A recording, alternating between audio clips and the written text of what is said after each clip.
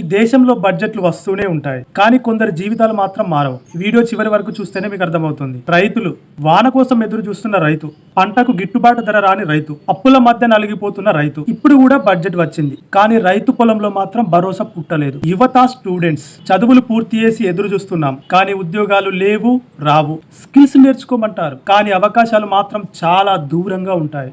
ఫీజులు పెరుగుతున్నాయి, కానీ భవిష్యత్తు మాత్రం స్పష్టంగా కనబడడం లేదు. పేదవాళ్ళు రోజు కూలి పని చేస్తూ జీవితంతో పోరాటం చేస్తూనే ఉన్నారు.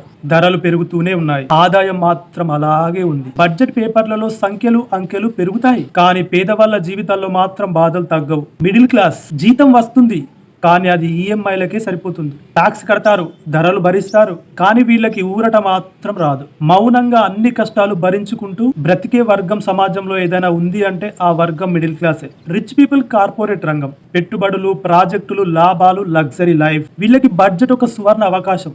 దేశానికి పెట్టుబడులు, ప్రాజెక్టులు అవసరమా అంటే ఖచ్చితంగా అవసరమే, కానీ ఆ లాభం అంతా ఎవరి దగ్గరకు వెళ్తుంది? ఆ భారం ఎవరి మీద పడుతుంది? ఈ రోజు పేద ప్రజల కడుపు నింపుతుందా ఈ బడ్జెట్?